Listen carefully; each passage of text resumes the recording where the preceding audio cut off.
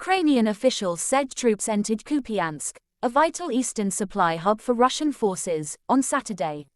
Russia's defense ministry then said its troops have retreated from nearby Izium to allow them to regroup. The ministry also confirmed the withdrawal of troops from a third key town, Balaklia, in order to bolster efforts on the Donetsk front. The Ukrainian advances, if held, would be the most significant since Russia withdrew from areas around Kyiv in April.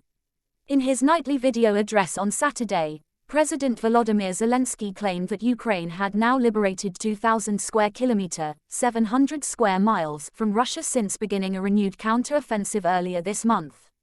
His claim would suggest that half of that area has been recaptured in the last 48 hours alone, as it is twice the area of territory Mr. Zelensky said had been liberated when he spoke on Thursday evening.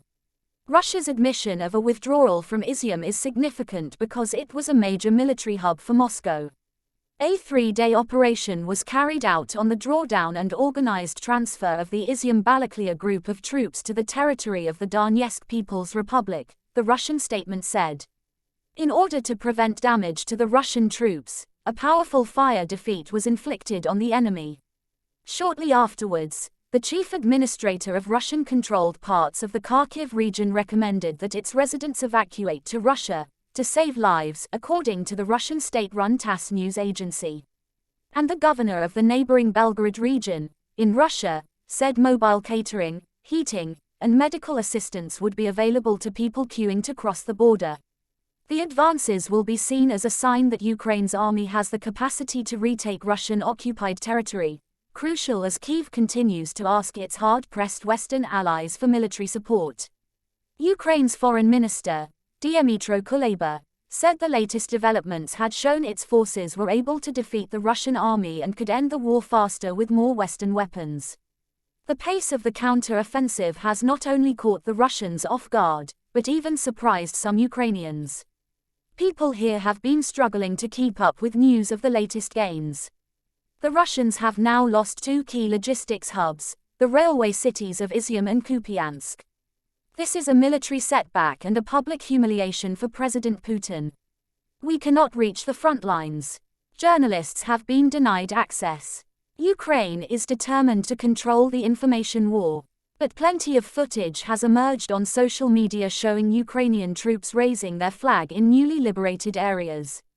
All of this is cathartic for Ukraine and reassuring for its Western backers. The Russians still hold around a fifth of the country and few imagine a swift end to the war. But the Ukrainians have now shown they can beat the Russians in battle, not just outmaneuver them. According to one military expert, it's the first time since World War II that whole Russian units have been lost.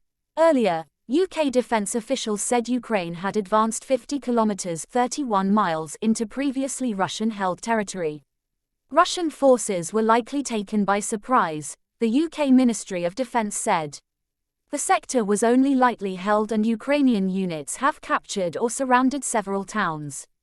Ukraine launched its counter-offensive in the east earlier this week, while international attention was focused on an anticipated advance near the southern city of Kherson. Analysts believe Russia redirected some of its most seasoned troops to defend the city. But as well as gaining ground in the east, Ukraine is also making gains in the south, an official said. Natalia Gumenyuk, a spokesperson for the Ukrainian Army's Southern Command, said they had advanced between 2 and several dozens of kilometers along that front. But Russian forces fighting on the southern front are said to have dug into defensive positions, and Ukraine's troops have faced heavy resistance since the offensive began. And in Kharkiv itself, one person was killed and several homes damaged on Saturday as Russian rocket fire hit the city, according to local officials. Ukrainian officials shared a picture on social media that appeared to show Ukrainian troops holding up the country's flag in front of Kupiansk City Hall, with the Russian flag at their feet. On Friday, President Zelensky said his forces were gradually taking control of new settlements and returning the Ukrainian flag and protection for all our people.